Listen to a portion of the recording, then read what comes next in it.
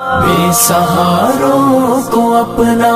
بنا لیجئے، سایہ عافیت میں بسا لیجئے۔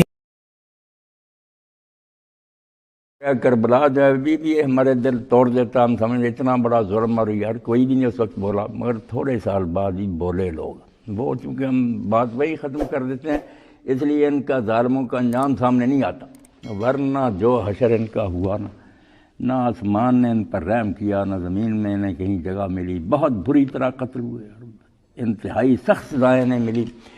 پہلے کچھ لوگ اٹھے جنہوں نے امام حسین رضی اللہ تعالیٰ عنہ کو خط لکھے تھے، وہ کوئی بے وفا لوگ نہیں تھے، نہ ناقابل اعتماد تھے، امام حسین رضی کو ایسے بچے تو نہیں تھے، نہ نادان تھے کہ وہ یوں ہی چل پڑے تھے ایک جمی جماعی حکومت کے خلاف، جس کے بارے میں جانتے تھے کہ اس شخص کا وارث 20 سال حکومت کر گیا اور شکنجہ کس دیا تھا اس نے، ملک عزوز تھا، جو بولا سر کٹ گیا، کون میری مدد کرے گا، یہ ساری باتیں ان پر واضح تھی، اور جو بلانے والے تھے ان کو بھی جانتے تھے، خود کوفہ میں رہے تھے، ان کے والد وہاں حکومت حضرت علی رضی اللہ عنہ کا، جانتے تھے کہ یہ لوگ کون ہے، قبیلوں کے سردار ہیں، وفادار ہیں یا نہیں۔ اب ان میں سے جس آدمی نے یہ سارا کام اٹھایا، یہ کبھی نامراد جو یزیدی لوگ ہیں اس کا ذکر نہیں کرتے، امام حسین نے اختلاف کیا، بھائی یہ جلیل القدر آدمی بوڑھا جس نے یہ ساری تحریک برپا کی، سلیمان ابن سرد رضی اللہ تعالیٰ نے ان کا نام لیا کبھی؟ کہ خط اس نے لکھے، اپنے گھر میں اجلاس بلایا کہ 20 سال ہم نے اس طاغوت کی حکومت دیکھی، اب جاتے وقت ہم پر یہ ظالم مسلط کر گیا، ہاں تو شکر ہے کہ ہم معاویہ کی زندگی میں بھی امام حسین رضی سے ملتے رہے تھے، مگر وہ عذر کرتے تھے کہ میرے بھائی نے ایک صلح کر لی ہے، میں اس کو نبھاؤں گا، اگر بعد میں بھی اس نے امت کو نہ چھوڑا تو میں پھر جو مناسب کر، یہ وعدہ امام حسین پہلے ہی کرتے رہتے، یہ لوگ وفد بن کر آتے۔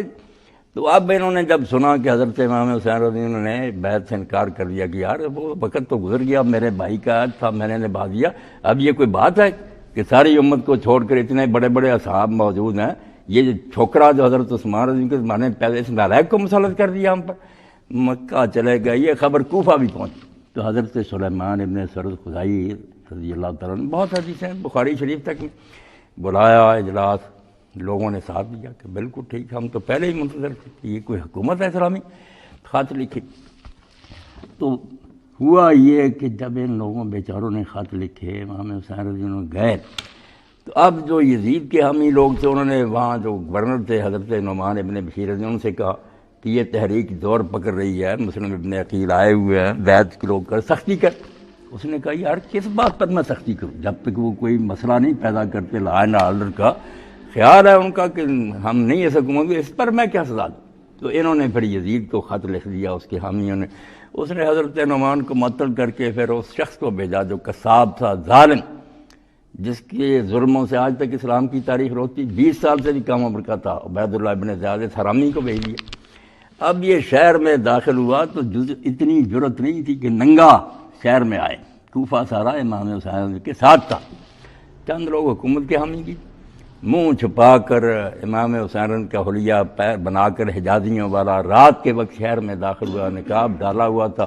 اب لوگ بیچارے منتظر تھے امام حسین کے، سارے جا کر پاؤں چومنے لگے، ہاتھ چومنے لگے، السلام علیکم یا ابن رسول اللہ، یہ خاموش رہا، ظالم بڑا مکار تھا۔ جب گورنر ہاؤس میں داخل ہو گیا اور لوگ شہر کے بڑے بڑے سردار ساتھ تھے، دروازہ بند کر لیا اور کہا بس تم جرگما لو، میں ہوں ابن زیاد۔ جانتے تھے پہلے یہاں رہ گیا کہ کس طرح لوگوں کے ہاتھ پاؤں کاٹے اور ان کو درختوں پر لٹکایا تھا، سارا کوفہ لرز گیا۔ اس نے کہا چھتوں پر چڑھ کر کہو کہ ساتھ چھوڑ دو مسلم کا، ورنہ تم سب کو تبھی میں یہاں قتل کر دوں گا، اور تمہارے قبیلے جو ہے نا وہ بھی کولوں میں سے گزار دوں گا۔ دنیا ڈر گئی، بیچارے بے بس ہو گئے۔ مختار حامی تھا وہ بھی بیچارہ قید میں ڈال دیا گیا۔ تو لوگ بے بس ہو کر کے کرفیو لگ گیا، اس محلہ سے دوسرے محلہ میں جاتا دیکھو گولی مار دو، خاموش ہو گئے لوگ، کیا کر، حالات نہیں لوگ سوچتے الکوفی لا یوفی بنا رکھا۔ اب جب وہ حالات ختم ہوئے، ظلم ہو گیا، تو بعد میں پھر انہی حضرت سلیمان بن سرد رضی اللہ عنہ نے لوگوں کو بلایا، انہوں نے کہا بھائی ہم نے خط لکھا تھا، ہمارے بلائے پر وہ آئے، ٹھیک ہے حالات دوسرا رخ اختیار کر گئے، ابن زیاد نے شہر پر قابو پا لیا، مگر الزام تو ہم پر آ گیا ہے نا کہ کوفہ والوں نے امام حسین کو بلایا، اب تم اگر اس داغ کو دھونا چاہتے ہو تو یہاں بیعت کرو، حلف اٹھاؤ کہ ہم یا بدلہ لیں گے خون کا یا جانیں دے دیں گے۔ تو یہ پھر توابون کی تحریک اٹھی کئی ہزار آدمیوں نے وہاں اقرار کیا. ذہن مقرر ہو گیا کہ فلاں دن پھر نکلیں گے. جب دن آیا 16,000 میں سے 4,000 آدمی نکلے. لوگ ساتھ نہیں نہ دیتے، وقت پر ڈر جاتے ہیں. تو یہ 4,000 آدمی پھر کربلا محلہ گیا. وہ رات انہوں نے امام حسین رضی کی قبر پر گزاری، روتے رہے، اور اتنا کبھی لوگوں کو روتے نہیں دیکھا گیا. شرمسار سے کہ بے شک ہم مجبور ہو کر دیے گئے، مگر یہ ڈبہ تو ہم پر بہت بڑا آیا کہ ابن رسول ہمارے پاس قتل کر دیا گیا اور ہم گھروں میں بیٹھے رہے. تو 4,000 کو لے کر پھر یہ حضرت سلیمان بن سرد روانہ ہو گئے شام کی طرف. ادھر ابن زیاد کا لشکر آ گیا، مقابلہ ہوا، یہ بیچارے مارے گئے. جس طرح انہوں نے جانیں دی نا، وہ ایک ایک کی شہادت پڑھنے کے لائق کس طرح وہ میدان میں جاتے تھے اور علانیہ کہتے تھے کہ ہم نے تو اپنی جانیں اللہ کے لیے بیچ دی ہیں، ہم کو واپس نہیں جانا چاہتے، فتح نہیں پائیں گے، شہید ہو جائیں گے. مختار جو تھا ان دنوں میں یہ قید میں تھا. اس نے پیغام بھی بھیجا کہ سلیمان آپ لوگ نیک ہیں، یہ ہیں حرامی، آپ ان سے نہیں نبٹ سکتے، صبر کریں، مجھے نکلنے دیں، موقع ملا میں بدلہ لوں گا، میرے ہاتھ سے یہ ظالم ختم. مگر حضرت سلیمان نے کہا پتہ نہیں یار تیرے بھی کیا سیاسی عزائم ہیں، تم لوگ اپنے اپنے الو سیدھے کرتے ہو، ہم تو اپنی ندامت کی وجہ سے نکل رہے ہیں کہ ہم مدد کیوں نہیں کر سکے، ہمیں تیرے سیاسی منصوبوں سے کوئی. جب شہید ہو گئے اسے خبر ملی، پھر بھی اس نے خیر افسوس کا پیغام باقی جو بچ گئے تھے ان کو بھیجا. اب اللہ کو جو منظور ہوتا اس کو کوئی روک نہیں سکتا. بے شک یہ باڈی گارڈ رکھ لیں اور سکیمیں بنا لیں، اس راستے روک لیں، مگر اللہ تعالیٰ وہیں سے کوئی راستہ نکال لیتا ہے ان کو سزا دینے کا. اب مختار کو عبید اللہ ابن زیاد نے بعد میں قید خانے سے منگوا لیا اور جلاد کو تیار کر دیا کہ مختار کا سر اڑا دو. آدمی بڑا قابل تھا. اس کے باپ جو تھے ابو عبید ثقفی، انہوں نے حضرت عمر رضی کے زمانہ میں بڑا مارکا سر کیا تھا، ورنہ سارے مسلمان کچلے جاتے. قادسیہ کی جنگ میں اگر وہ عبید جو تھا اور اس کے بھائی پل پر نہ لیٹ جاتے ہاتھیوں کا، مسلمان مارے گئے. عبید وہ جسر کا واقعہ ہے، اور بہن اس کی مختار کی صفیہ حضرت عبداللہ بن عمر رضی کے گھر تھی. اللہ تعالیٰ اپنی تقدیر کے لیے راستے بنا لیتا. جب وہ مختار کو قتل کرنے کے لیے تیار ہوا عبید اللہ، تو حضرت عبداللہ بن عمر رضی نے یزید کو لکھ دیا کہ عبید اللہ ایسا کرنا چاہتا ہے، اس کو ہدایت کر کہ وہ مختار کو ہاتھ نہ لگائے. اب یزید اس لیے کہ وہ پہلے امام حسین رضی کے قتل سے بہت ذلیل ہو گیا تھا، چاہتا تھا کچھ لوگ جو ان کو ممنون کروں. اس نے کہا ابن عمر نے سفارش کی ہے، بہت بڑے آدمی ہیں، اس پر تو بھی عمل ہونا چاہیے. اس نے کرندہ دوڑا دیا کہ فوراً کوفہ پہنچ اور اس کو اس حرکت سے روک لیا. اللہ کا کرنا کہ جلاد اس وقت تلوار لیے کھڑا تھا، رین وقت پر اس نے پروانہ آ کر ایسے عبید اللہ کے حوالے کر دیا. تو اس نے کہا بھائی اب میں مجبور ہو گیا ہوں، میں کوئی اس کو قتل نہیں کر سکتا، مگر 3 دن کے بعد میں تجھے شہر میں نہیں دیکھنا چاہتا، نکل جا یہاں، بس اتنی رعایت میں تیرے ساتھ کر سکتا ہوں. اب یہ اس کے لیے بڑی مفید ثابت ہوئی. مختار وہاں سے نکلا، بڑا لیکچرار تھا، خطیب تھا. جس شہر بستی سے گزرا یا لسارات الحسین، وہ چیختا گیا کہ لوگوں حسین کا بدلہ تم نے لیا ہی نہیں اور کلمہ کو بنے بیٹھے ہو. ہر بستی میں آگ لگا دی. مکہ چلا گیا، وہاں عبداللہ بن زبیر پہلے یزیدی حکومت کے خلاف سے ان سے مل گیا، ان کے ساتھ رہا. پھر موقع پا کر واپس کوفہ کی طرف آیا اور اس پر پھر اس نے قبضہ کر لیا. اللہ نے اس کی مدد کی. یہ عبید اللہ ابن زیاد پھر عورت کا لباس پہن کر رات کو بھاگا، شہر سے جان بچا کر بھاگا. سارے شہر پر مختار کا قبضہ ہو گیا. اس نے پھر اپنی حکومت قائم کر لی اور وہاں قاضی بٹھا دیے، شریعت کے مطابق فیصلے. اور ایک دن اس نے قاضیوں سے کہا کہ آج میں خود فیصلے کروں گا. لوگوں کو پہلے اتنا علم تھا کہ یہ بہادر ہے، جنگجو ہے، علم کا پتہ نہیں تھا. مگر جس دن مختار خود قضاء کی عدالت میں بیٹھا اور اس نے مقدموں کے فیصلے کیے تو دنیا دنگ رہ گئی. انہوں نے کہا یار ہم پر تو اس کا یہ پہلو واضح ہی نہیں تھا، اتنا بڑا علم اور شریعت کے بارے میں اتنی واقفیت. اس نے پھر حکم دے دیا کہ جو شخص میدان کربلا میں گیا تھا اور جس کا کسی قسم کا کوئی حصہ ہے، وہاں سپاہی تھا یا افسر تھا، زندہ نہ چھوڑ. بہت سے جو تھے وہ تو بھاگ گئے، شام ابن زیاد کے پاس چلے گئے، قابو نہیں آئے، ان کے مکانات گرا دیے، بلڈوز کر دیا ان کو، اور باقی جو ہاتھ میں آئے ان کو سزائیں دی. اب کئی ایسے پکڑے گئے جن کے ہاتھ پاؤں جب کاٹے نا، جب انتقام کا موقع آتا پھر لوگ کچھ آگے بھی نکل جاتے، ہاتھ پاؤں کاٹ دیے. پیاسا تھا وہ ہرملا اور چیختا تھا کہ پانی دو. اس نے کہا حرام زادے، جب حسین رضی اللہ عنہ جنت کی ایک چڑیا چھوٹے سے بچے کو لے کر میدان میں گیا تھا اور پانی مانگا تھا، تو خبیث تو ہی تھا جس نے کہا کہ لشکر میں کوئی بددلی نہ پھیل جائے، بچے کو دیکھ کر تیر مارا اور امام حسین کے بازو کو بھی اس نے چھیددار بچے کے گلے میں سے پار ہو گیا، اور امام نے آسمان کی طرف اٹھا کر کہا کہ اللہ اگر تو یہی پسند کرتا اپنے رسول کی آل کے ساتھ تو ہم خوش ہیں، ہم تیرے فیصلے پر ناراض نہیں ہیں، اور وہیں اس بچے کو میدان میں دفن کر دیا۔ اب مجھ سے پانی مانگتا، ایک ایک کو ایسی سزا دی کہ دنیا کانوں پر ہاتھ رکھتی کہ واقعی اللہ کی گرفت بڑی سخت۔ جب وہ پکڑنے پر کہیں ان کو چھپنے کے لیے جگہ نہیں گئی۔ اب عمر بن سعد جو کمانڈر تھا میدان کربلا میں ابن زیاد کی طرف سے گیا، وہ اس کا بچہ جو تھا حفص، وہ آتا تھا مختار کے پاس بیٹھتا تھا، باپ جو تھا یہ گھر میں بیٹھ گیا، تو کسی نے جا کر یہ بات امام حسین رضی کے دوسری ماں سے جو بھائی تھے نا محمد بن حنفیہ، اس سے بھی کئی مکہ کہ مختار نے نعرہ تو آپ لوگوں کے انتقام کا لگایا تھا، مگر ہم دیکھتے ہیں کہ وہ ظالم جو تھا عمر بن سعد اس کا بیٹا تو اس کے ساتھ بیٹھتا، اور باقی لوگوں کو قتل کیا، عمر بن سعد کو ابھی کچھ نہیں اس نے کہا۔ تو امام محمد بن حنفیہ نے صرف غم کے لہجے میں یہ کہا کہ اچھا ہمارے نام پر اگر لوگ دھوکہ کرتے ہیں تو خدا ان سے بھی نپٹے گا۔ یہ بات جب کسی نے مختار سے جا کر کہی تو وہ لرز گیا، اس نے اس سے پوچھا حافظ سے جو عمر بن سعد کا لڑکا، تیرا باپ کہاں ہے؟ اس نے کہا وہ خانہ نشین ہو گیا، سیاست سے دستبردار ہو گیا۔ تو اس نے کہا الو کے پٹھے، جب دستبرداری کا موقع تھا کہ گورنری رائے کی دی تھی، گورنری کا پروانہ لکھ دیا تھا عبید اللہ ابن زیاد نے، اور یہ کہا تیرا امتحان ہے یا امام حسین رضی کو قتل کر، ورنہ اگر تو یہ مہم سر انجام نہیں دے گا تیری گورنری منسوخ ہے۔ تو اس دن اس نے اس لالچ میں حالانکہ ایک رات کی مہلت بھی لی، کیونکہ دل میں تو سارے سمجھتے تھے کہ ظلم عظیم ہو رہا۔ اب عمر بن سعد نے بھی کہا کہ اچھا بہتر تو امیر کسی اور کو بھیج دی،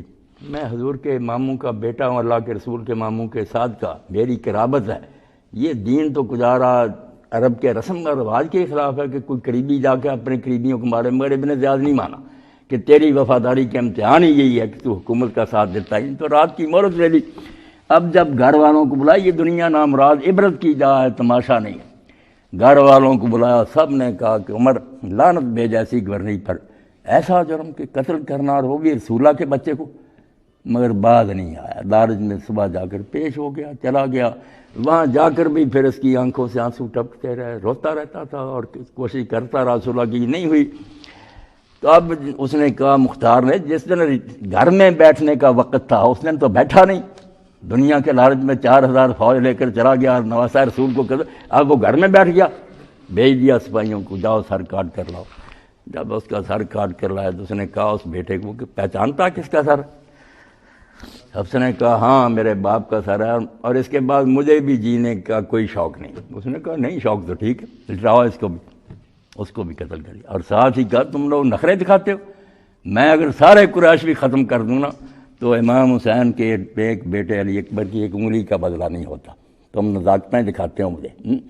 تو میں نے اپنے رب سے یاد کیا ہے، اور اسی لیے اللہ نے مجھے تلوار کے سائے سے بچا لیا تھا کہ اس وقت تک نہ اٹھانا مجھے دنیا سے جب تک کربلا کے واقعہ سے تعلق رکھنے والا ایک فرض بھی زمین پر چلتا، نہیں چھوڑا اسے، واقعی نہیں چھوڑا، ختم کیے سارے۔ مگر بعد میں آپ دیکھیں عبرت کی بات کو پکڑ، پہلے اس نے ظلم کیا عبید اللہ ابن زیاد نے، اس کا سر کاٹ کر مختار کے سامنے اسی محل میں پیش ہوا جس میں کچھ مدت پہلے حضرت امام حسین کا سر آیا تھا نا، اور عبید اللہ ابن زیاد تخت پر تھا۔ تو صحیح بخاری شریف میں کہ وہ اپنی چھڑیاں امام حسین کے منہ پر مار رہا تھا، تو کتابوں میں آتا ہے کہ حضرت زید بن ارقم نے دیکھا تو انہوں نے کہا یار چھڑی اٹھا لا، میں نے تیرے ہونٹوں پر رسول اللہ کے ہونٹوں کو دیکھا، حضور چومتے تھے، کہنے لگا تو اگر بوڑھا نہ ہو گیا ہوتا تیرا سر بھی ان کے ساتھ ہی شامل ہو جائے۔ تو وہ روتے اٹھ گئے اور انہوں نے کہا لوگو اب تم ہمیشہ کے لیے غلام ہو گئے کہ سمیہ کا بیٹا گورنری کرے اور رسول اللہ کے بچے کے ہونٹوں پر چھڑیاں پڑیں، اب تم مسلمان عزت کی زندگی نہیں گزارو گے۔ تو پہلے امام حسین کا سر آیا، وہیں پھر عبید اللہ کا سر آیا مختار کے سامنے، بعد میں مختار کے خلاف بھی چونکہ یزیدی حکومت تو ختم ہو گئی مگر ابن زبیر کی حکومت بن گئی، وہ بھی خلاف ہوگا کہ کوفہ پر یہ کیوں قابض ہو گیا، تو مصعب کو بھیج دیا۔ مصعب ابن زبیر آیا، اس نے کوفہ کا محاصرہ کر لیا،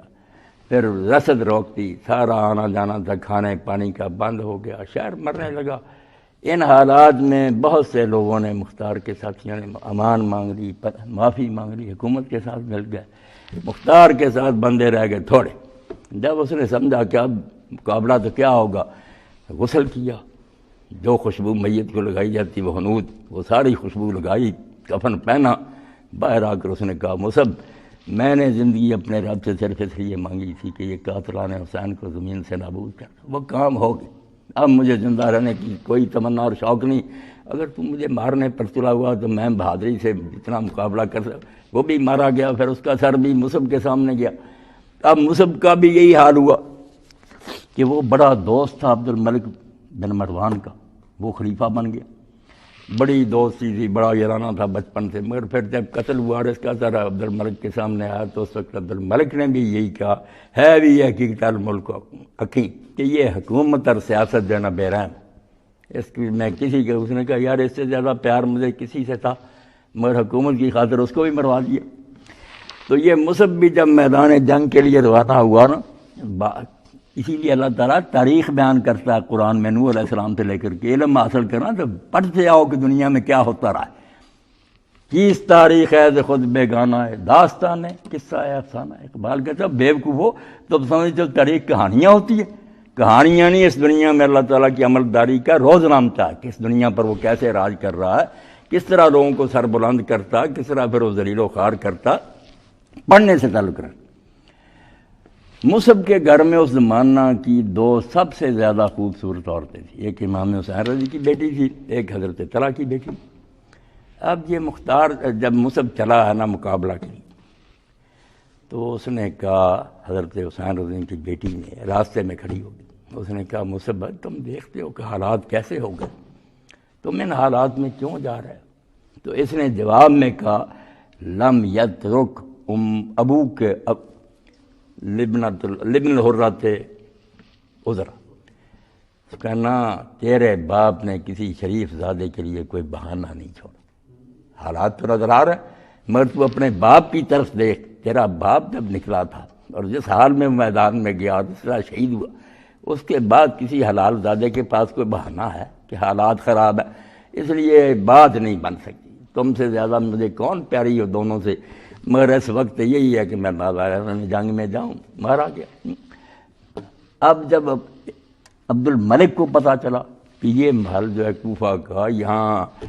امام حسین کا سر آیا، پھر عبید اللہ کا آیا، بعد میں مختار کا آیا، پھر مصعب کا آیا،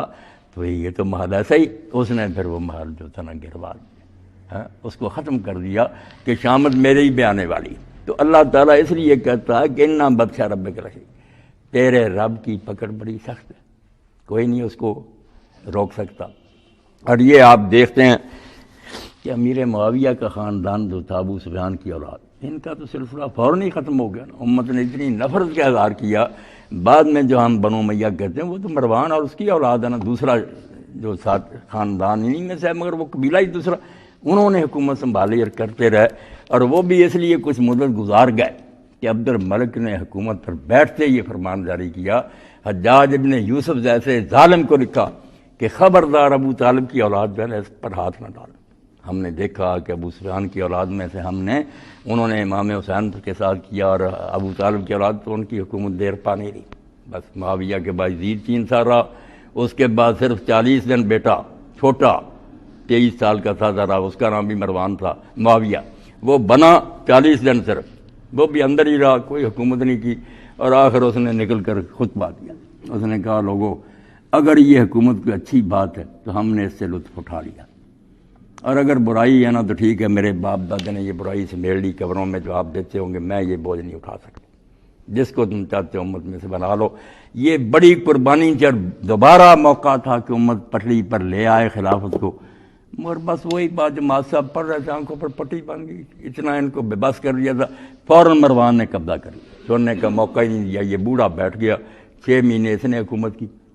اور حکومت کا پھر یہ حال ہوا جو اللہ کے رسول نے کہا 30 سال خلافت ہے پھر ملک کے عزوز، یہ لفظ کا فرق نہیں تھا، روح کا فرق تھا، ایسے ایسے بیٹھے وہ حرکتیں کی، اللہ پناہ دے، رسول اللہ کی جو جانشینی تھی وہ مذاق بن گئی، بچے نالائق، شرابی، بدماش۔ تو عبد الملک جو تھا یہ حکومت اس سے پہلے مروان بیٹھ کے 6 ماہ اس نے حکومت کی، اور اس 6 ماہ میں نے بھی اس نے جو یزید کی بیوی تھی خالد کی ماں سے نکاح کر لیا۔ یہ خالد بھی دربار میں بیٹھا، حالانکہ وعدہ اس سے کیا، یہ ناراض ہوا کہ باپ کی ہمارے کی گدی تھی، ہم نے یہ کچھ کیا اور تم نے سنبھالی، تو مروانے کا کوئی بات نہیں، میرے بعد تم خلیفہ ہوگی، وعدہ نہیں پورا کیا۔ بعد میں اپنے بیٹے کو عبد الملک کو کر گیا، نہ خلیفوں کی کوئی زبان رہی، نہ کوئی بات رہی۔ حالانکہ آپ اسلام تاریخ پڑھیں نا عرب کی، عرب میں ہر برائی تھی، جوا، شراب، زنا، قتل، سب کچھ تھا، مگر بات کے پکے تھے۔ ایک ہی بات تھی عربوں کے پاس جس کی وجہ سے اسلام ان میں آیا کہ اتنی جنگ جوئیوں اور خون ریزیوں کے ہوتے ہوئے جب بات منہ سے کہہ دیتے ہیں نا عرب، کسی سے وعدہ کر لیا اس کو نبھاتے تھے، حتیٰ کہ جنگل میں اگر 2 دشمن ہتھیاروں سے مسلح آمنے سامنے آ گئے، مگر ایک نے کہہ دیا یار تو میری امان میں نے وعدہ کر لیا تجھے نقصان، اسی وقت دونوں ہتھیار اتار کر پھینک دیتے، اکٹھے سوتے، اکٹھے سفر کرتے، کوئی اپنے قول سے پھرتا نہیں تھا۔ اور یہ ان کا اتنا مسلمہ تھا کہ اپنی مجلسوں میں وہ رات کو جب بیٹھتے، سمر کہتے تھے اس کو، داستان کوئی بیٹھ جاتے تھے، پھر اشعار سننے، نظمیں سننی، تو سیموئل کا قصہ عرب ضرور سنتے تھے کہ یہ روایت ختم نہ ہو جائے۔ اب سیموئل بن عادیہ کون کہ ایک قبیلے کا سردار تھا،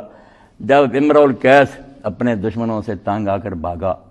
شام کی طرف، تو جو اس کے پاس ساز و سامان تھا وہ اس نے نا بھاگتے بھاگتے سیموئل کے حوالے کر دیا کہ یار یہ میرا سامان اپنے پاس امانت رکھ رہا، خود بھاگ گیا۔ اب دشمن آ گئے، انہوں نے قلعہ گھیر لیا، پتہ چل گیا کہ اس کا سارا مال و دولت اس کے پاس ہے۔ انہوں نے سیموئل کو بلا کر کہا کہ قلعے کے اوپر آ، ہماری بات سن، یعنی ہماری دشمنی کوئی نہیں، تو درمیان سے نکل جا، اس کا سامان ہمیں دے دے، تو کہ اس لڑائی میں آتا۔ اس نے کہا اس میں کوئی شک نہیں کہ میری تمہاری کوئی جنگ نہیں، مگر میں عرب ہوں، وہ میرے پاس رکھ گیا، میں نے اس کا اس وقت سامان وصول کر لیا، امانت رکھ لی،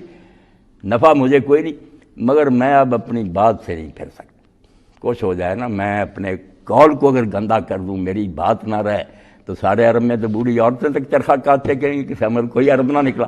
یہ نہیں ہو۔ اب آپ دیکھیں حیرت کی بات ہے کہ سیموئل کا ایک ہی بچہ تھا اور وہ خود بوڑھا ہو چکا تھا، بیٹا گھر پر نہیں تھا، تو باہر سے آیا، دشمنوں نے پکڑ لیا، انہوں نے کہا چھت پر آیا، انہوں نے کہا یہ بیٹا تیرا ہے؟ اس نے کہا تو بوڑھا ہو گیا نا، ہاں، کوئی بعد میں اولاد کی امید تو نہیں۔ انہوں نے کہا اب بھی دے دے سامان ورنہ تیرے سامنے ذبح کر دے۔ انہوں نے کہا ذبح کر دو، بیٹا میں مروا لوں گا، زبان اپنی کو گندی نہیں کروں گا۔ یہ وفا جب سے اس کی ضرب المثل ہو گئی تھی، اس لیے خلیفے اور زبان سے پھرنے۔ یہ عبد الملک جب پھر گیا اپنے بعد، اس نے عمر بن سعید کو عہدہ نہ دیا، خود ہی سنبھال لیا، تو ایک بدبو ملنے کے لیے ابھی تھوڑی بہت رمک تھی نا، اب تو ہمارے جیسے ہو گئے لوگ کچھ نہیں کہہ سکتے، ظالم جو دیجیے، تو ملنے کے لیے آیا، تو عبد الملک نے نا پوچھا اس سے، خلیفے نے، کہ عبد الملک کے بارے میں تیرا کیا خیال، اپنے بارے میں؟ اس نے کہا عبد الملک تو مجھے سے ہی مر چکا، عبد الملک تو ہے نہیں دنیا میں۔ اس نے کہا میں تو زندہ ہوں، نہیں، اس دن ہی مر گیا تھا جس دن عمر بن سعید اشدق کو اپنے چچا کے بیٹے کو اس نے امان دی تھی مال میں کہ ہتھیار رکھ دے، میں تجھے اپنے بعد خلیفہ بناؤں گا، بعد میں دھوکے سے اس کو ذبح کر دیا تھا، اسی دن مر گیا۔ عربوں کی نظر میں عبد الملک اب دنیا میں نہیں ہے، یہ کوئی انسان ہے کہ زبان کر کے پھر جائے؟ تو خلافت جو تھی اس کا پھر یہ حشر ہوا کہ یزید کی نسل تو بس یہ مروانی چل پڑے، مگر عبد الملک نے اتنا سبق ضرور سیکھ لیا کہ حجاج سے کہہ دیا کہ آل ابی طالب جو ہے نا، ابو طالب کی اولاد کو نہ چھیڑنا، ان کو چھیڑنے کا نتیجہ ہم نے دیکھ لیا کہ آل ابو سفیان سے مسلمان ناراض ہو گئے، اور چند سالوں کے بعد ہی ان کی حکومت کا نام و نشان نہیں رہا۔ تو اللہ کی پکڑ سخت ہے، ٹھیک ہے ہم کمزور ہیں، اس لیے بدل ہو جاتے ہیں کہ دنیا میں کیا ہو رہا ہوتا ایسے ہی آیا کہ ایسے لوگوں کو مہلت ملتی ہے، مگر پکڑ بھی بڑی سخت ہوتی، بہت بری طرح سزائیں ملتی ہیں، بڑے بڑے حکمران اس طرح دنیا سے مٹا دیے گئے۔